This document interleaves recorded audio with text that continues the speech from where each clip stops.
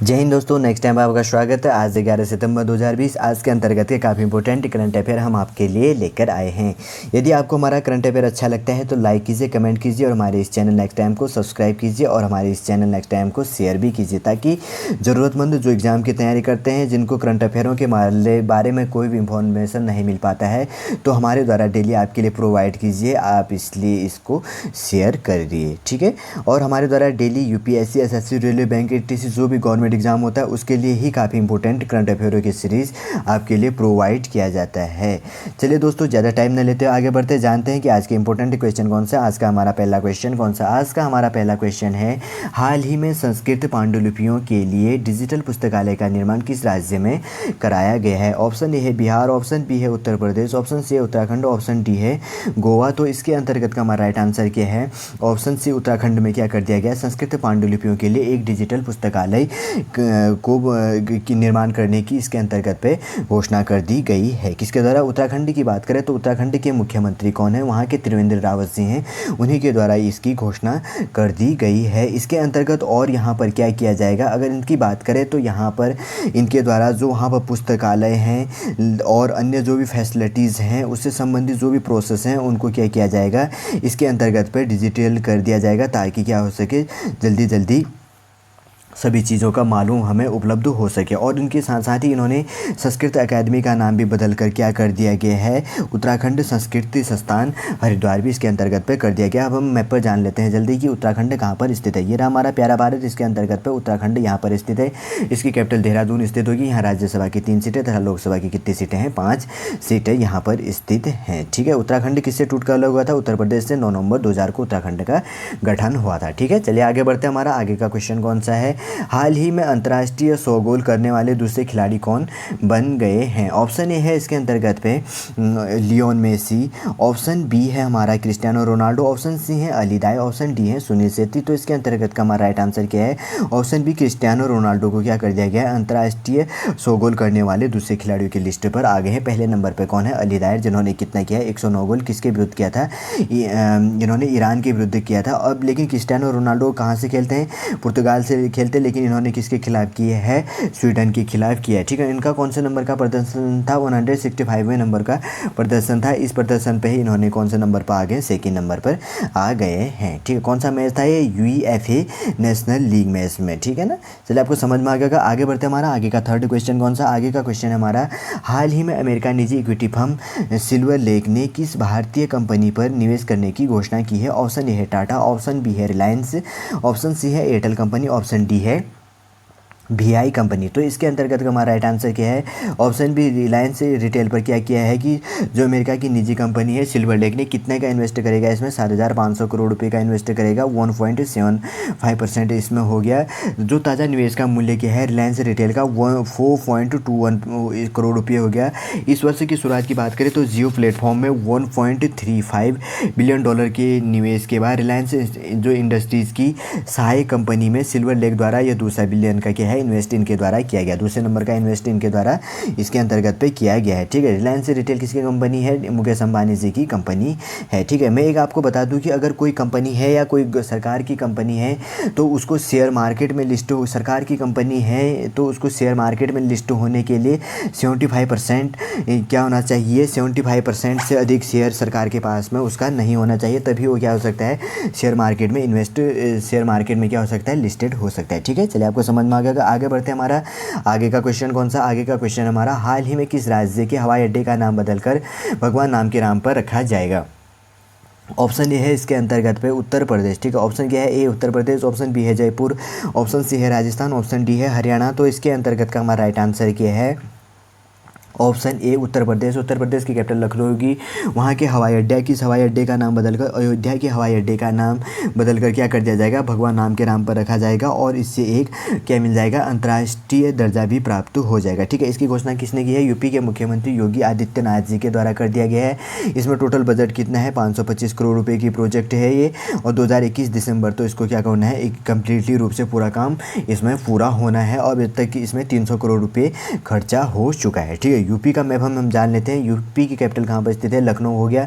यहाँ पर राज्यसभा की 31 सीटें तथा लोकसभा की कितनी सीटें हैं? यूपी में 80 सीटें इसके अंतर्गत पे हैं। ठीक है, चलिए आगे बढ़ते हैं। हमारा आगे का क्वेश्चन कौन सा है? हाल ही में पहली एकीकृत एयर एम्बुलेंस सेवा का अनावरण किस राज्य के द्वारा किया गया है? पहला ऑप्शन है अरुणाचल प्रदेश, दूसरा हिमाचल प्रदेश, ऑप्शन सी है कर्नाटका, मध्य प्रदेश, ऑप्शन डी है कर्नाटका। तो इसके अंतर्गत का हमारा राइट आंसर क्या है कि ऑप्शन डी कर्नाटका की कैपिटल बेंगलुरु हो गया। उसी के द्वारा क्या किया गया है? एयर एम्बुलेंस सेवा का अनावरण किया गया है। वो किसके द्वारा किया गया? कर्नाटक की कैपिटल बेंगलुरु हो गया। वहाँ के मुख्यमंत्री जो हैं जिनका नाम क्या है? BS येदियुरप्पा जी के द्वारा ही क्या किया गया है? देश का पहला हो जाता है, इसलिए काफ़ी इंपॉर्टेंट हो जाता है। ठीक है, आपातकालीन स्थिति पर पेशेंट को एक जगह से दूसरी जगह तथा मेडिकल सप्लाई करने में क्या होगा? इससे काफ़ी मददगार साबित होगा। मैप पर जान लेते हैं। कर्नाटका यहाँ पर स्थित हो गया।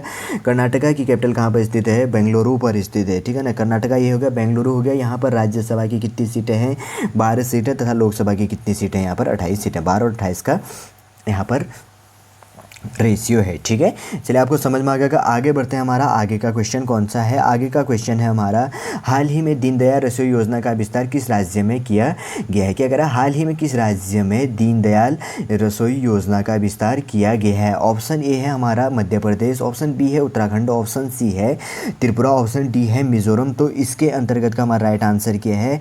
ऑप्शन ए मध्य प्रदेश में दीनदयाल रसोई योजना, जिसको शॉर्ट में क्या कहा जाता है?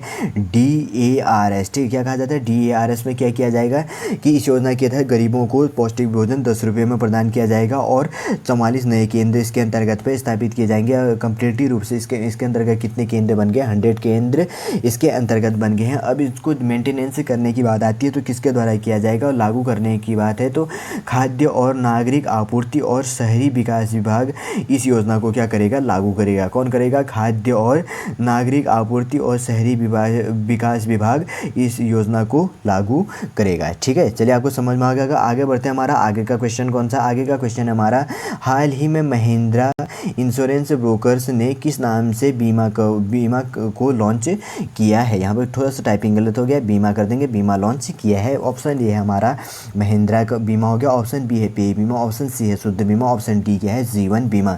तो इसके अंतर्गत का हमारा राइट आंसर क्या है? किस नाम से किया है? महिंद्रा इंश्योरेंस ब्रोकर्स ने पे बीमा नाम से ये बीमा को लॉन्च किया गया, जिसके अंतर्गत क्या किया? पोर्टल को लॉन्च किया। ठीक है, जो ग्राहकों को ऑनलाइन बीमा पॉलिसी खरीदने में क्या करेगा? सीधे मदद करेगा। पे बीमा उत्पादन की बिक्री से लेकर सर्विसिंग और दावों तक की शुरू से अंत तक क्या करेगा? सेवा प्रदान करेगा और ग्राहक इसी पर क्या कर सकते हैं? दोपहिया स्वास्थ्य तथा जीवन बीमा तथा उत्पादन को इसके अंतर्गत पे खरीद सकते हैं। इसके लिए कंपनी क्या करेगी? अलग से एक पैनल का भी गठन करेगी। ठीक है, चलिए आपको समझ में आ गया होगा। आगे बढ़ते हैं। हमारा आगे का क्वेश्चन कौन सा? आगे का क्वेश्चन है हमारा, हाल ही में असोल चीनी किस राज्य यहाँ पर है, हाल ही में असोल चीनी किस देश में शुरू किया गया है? ठीक है, ऑप्शन ए है इसके अंतर्गत पे भारत, ऑप्शन बी है पाकिस्तान, ऑप्शन सी है अफगानिस्तान, ऑप्शन डी है बांग्लादेश। तो इसके अंतर्गत का हमारा राइट आंसर क्या है? ऑप्शन डी बांग्लादेश में असोल चीनी, या एक दूसरा नाम इसका और है यहाँ पर रियल शुगर। ठीक है, क्या है? असोल चीनी हो गया या रियल शुगर नाम से क्या कर दिया गया है?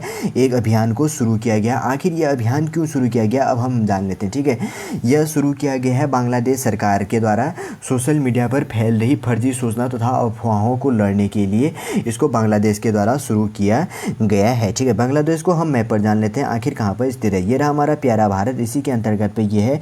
ठीक है, बांग्लादेश की कैपिटल ढाका होगी। सबसे लंबी सीमा रेखा भारत किससे लगती है? बांग्लादेश से। बांग्लादेश लगभग 4000 समथिंग 4000 कुछ किलोमीटर इसके अंतर्गत है। ठीक है ना, 4032 किलोमीटर के आसपास क्या करता है? भारत बांग्लादेश से अपना बॉर्डर शेयर करता है। यहाँ की प्रधानमंत्री कौन है?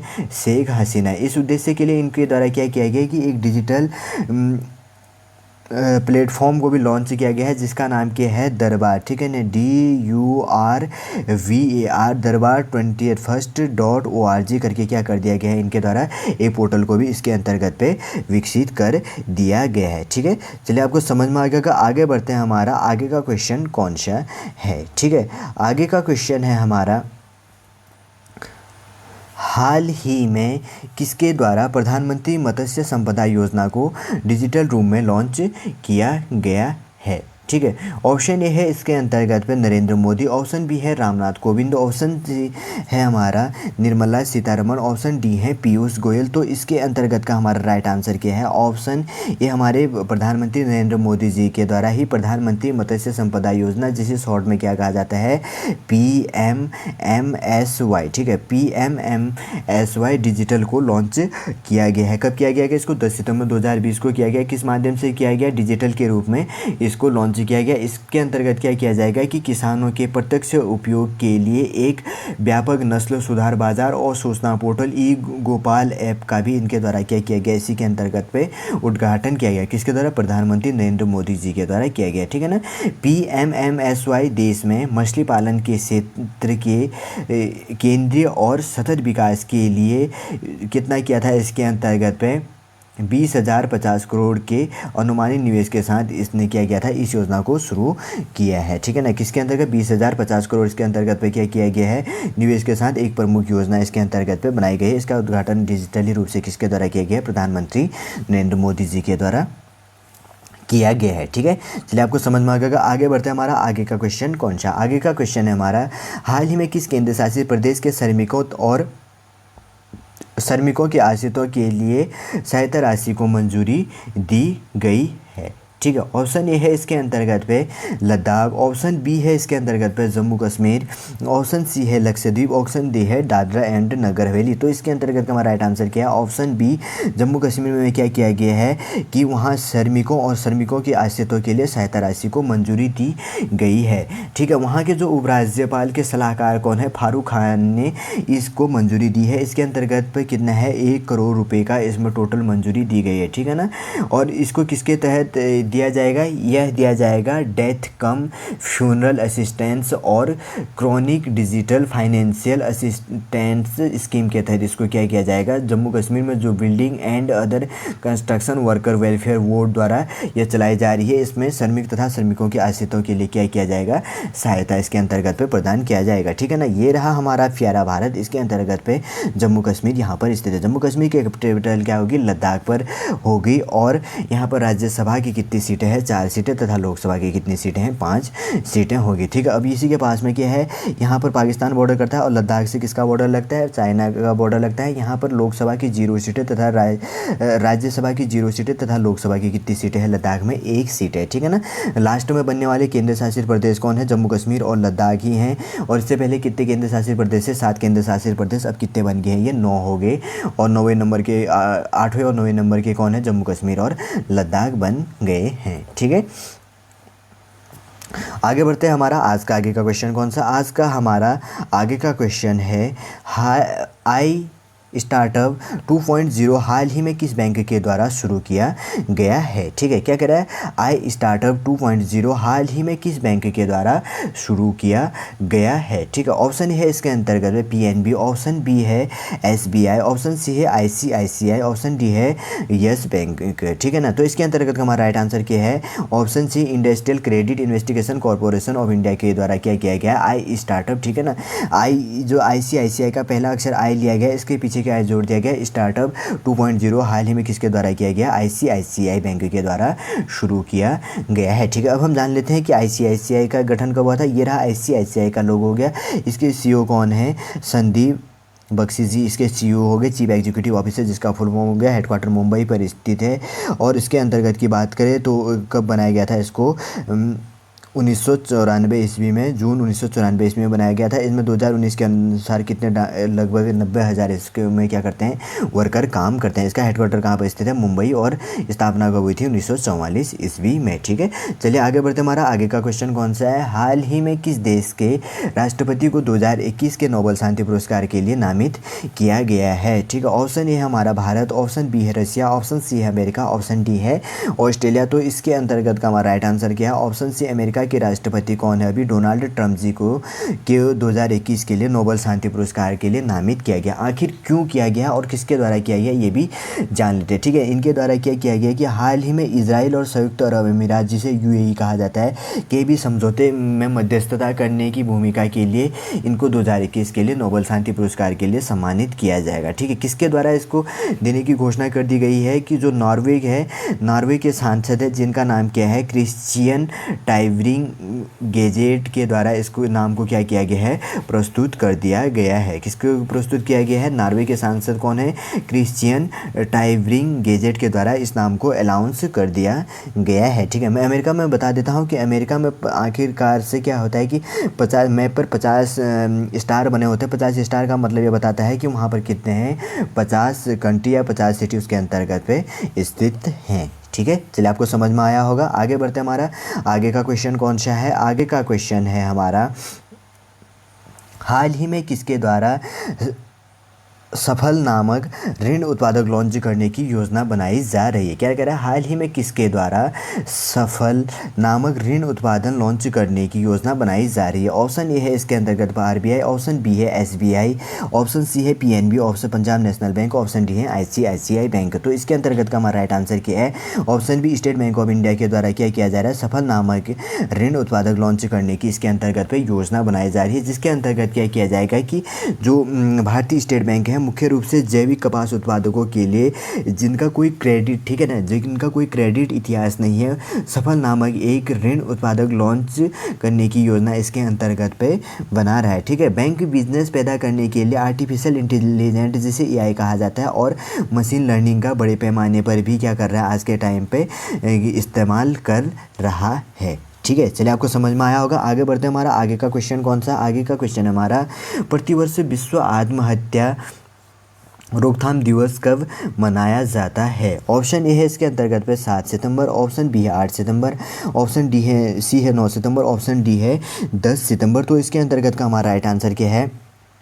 प्रतिवर्ष विश्व आत्महत्या रोकथाम दिवस 10 सितंबर को मनाया जाता है। कब मनाया जाता है? 10 सितंबर को मनाया जाता है। इससे सबसे पहले कब शुरू किया गया था? 2003 में इंटरनेशनल एसोसिएशन फॉर सुसाइड प्रिवेंस जिसे क्या कहा जाता है शॉर्ट में IASP कहा जाता है। ठीक है ना, पहली बार विश्व आत्महत्या रोकथाम दिवस मनाया गया, मेज़बान किया, तब से इसको क्या किया जाता है? शुरू किया जाता है। तथा वर्ल्ड हेल्थ ऑर्गेनाइजेशन के अनुसार एक आत्महत्या डाटा जारी कर दिया गया था, जिनके अनुसार प्रतिवर्ष क्या है कि इसमें मरने वाले लोगों की संख्या कितनी है?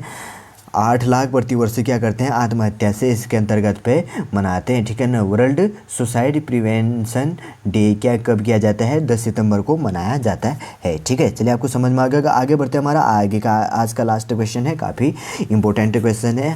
हाल ही में प्रसिद्ध तेलुगु जयाप्रकाश रेड्डी का निधन हो गया, वो मूलतः किससे संबंधित थे? ऑप्शन ए है इसके अंतर्गत पे गायक, ऑप्शन बी है अभिनेता, ऑप्शन सी है खिलाड़ी, ऑप्शन डी है चित्रकार। तो इसके अंतर्गत का हमारा राइट आंसर क्या है?